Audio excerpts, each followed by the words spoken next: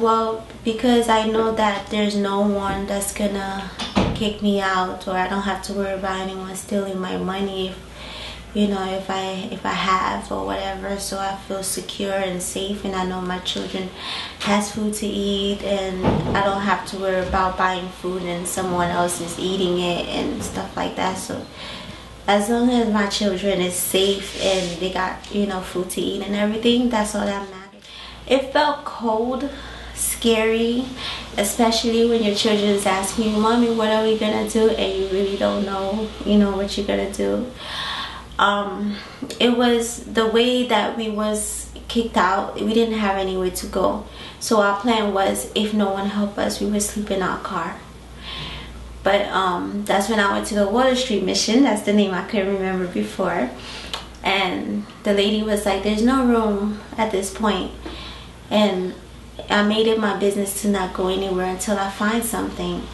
And I just stayed there and become annoying. And then finally she was like, "Okay, we're gonna send you to Tabor." So I went to Tabor, and I spoke to Dana, and she spoke to me. She asked me what happened, where you gonna sleep tonight, and I told her I don't know. My plan is to sleep in my car because we can sleep in the streets, and this is all we have, you know, all our stuff is in the car.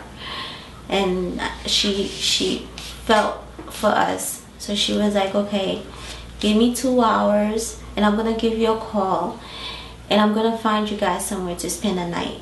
And I prayed and prayed and prayed and prayed, you know, and my kids was scared, it was crying. So we didn't have no food to eat or nothing, because when we didn't carry anything with us except clothes. So then she called us 2 hours later, and she was like, "Okay, I'm putting you guys in a hotel." And my kids were so happy that we don't have to sleep in the car outside. So and then they also provided us with food and stuff, so they was happy. But my biggest concern was, you know, that I would feel like a failure to see my children outside sleeping. You know, it really hurt and scary. It's very scary. They were very, very scared. It was petrified, and they kept asking me. And at the same time, it was so cute, because they try to make me feel better, and I try to make them feel better. Like, "It's okay, Mommy. It's not your fault."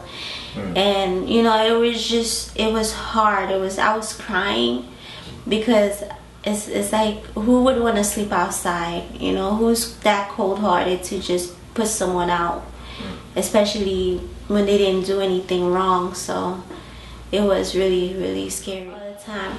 That's why I thank God, because there's many times I walk to go somewhere, you know, just because, and then I see homeless people, and I always wonder, like, wow, picture myself in this with 2 children. So it would have been, I don't know what would have happened to me. I probably would have gave up then, you know, and that's one of my problems.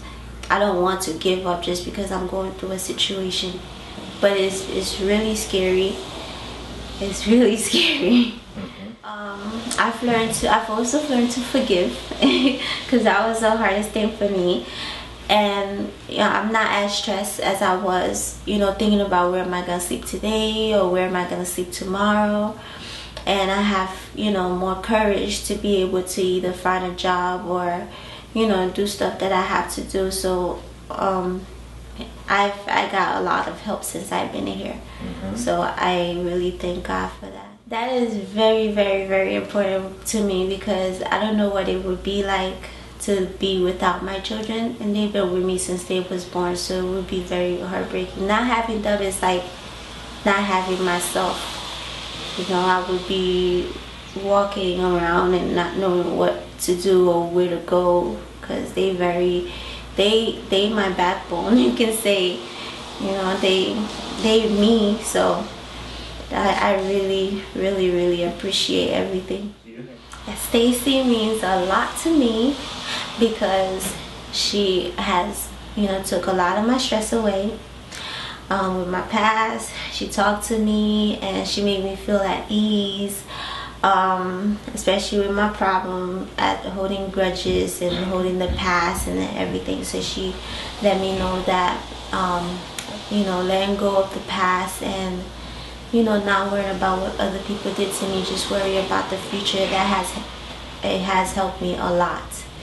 And whenever she sees that I feel closed in and I don't feel like doing anything, she always lighten up my day. She's like, okay, let's go outside and do something. And she's so cheerful, so there's no way I could just be like serious or just be sad around her, because she just have this personality that just wakes you up. It has developed greatly. Not that I didn't know God, but I've always used to question him, like, okay, why you letting all these things happen to me, and I'm always talking to you, always praying, and I wasn't really big at reading my Bible, but I got better. So then I realized that the problem was I always want to do things myself. So now I just gotta let God take his course and do what he has to do for me. And whenever I do that, things always come out better. The outcome is always much better than me handling things myself. So, and Lori has gave me a wonderful Bible, easy to read. So I've been reading it lately, and it gives me a chance to stop at a certain chapter or verses. So now I feel more confidence about reading my Bible and going to church. Yes, that's my next goal.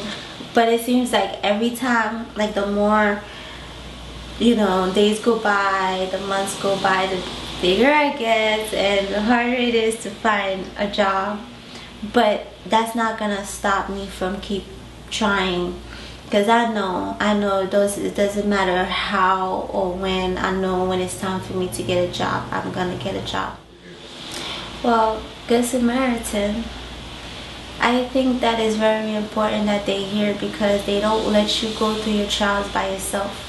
We have resources and stuff, and a lot of help. It doesn't matter if you came here with nothing, transportation or whatever it is. They'll make sure that you have it, and they'll make sure that you have food to eat, and clothing, of course, a bed, shelter, everything.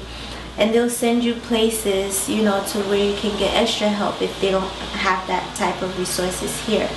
They'll make sure that they're on top of you and with you to make sure that you find something, or that you achieve your goals and everything. So I feel more confident being here, because I know that I'm not by myself. And that's one of the scariest things, when you feel like you're by yourself and you have to do everything by yourself. You always need some kind of support, and Good Samaritan is like the greatest support you can have in here. Well, from my past experience, I always tell people, like especially those who has come to me, like, oh, you're in the shelter, what happened? You should have done this, you should have done that. And my answer to them is, well, you're not the one going through it. It could happen to anybody. Today you can have, and tomorrow you may not have. So to be homeless is hard, but thank God there's resources out there. I would rather go to a resource or anywhere than to be in the streets and not trying to do what I'm supposed to do for myself. So I really appreciate shelters and other resources, because it makes me feel like I'm not alone. And I feel like being in a shelter, I am not homeless. Homeless is when you're in the streets, and you don't have anything. The shelter, I have a home, I have a roof over my head, food to eat. So therefore I'm not homeless. They always look at me like, oh wow, you always see things in a positive way, but this is what you have to do. We call it shelter because that's how you get people to come in when they don't have any home or whatever, but it's basically a home. So it don't make no difference if you live at home or in a shelter. You still have a bed, it's the same thing. So right. Yes, I do. I started doing my own stuff also. I always like to observe things that's going on. So like for instance, I've said to myself, okay God, I know you want me to do something. It may not have anything to do with the Good Samaritan or any shelters, but my passion is praying.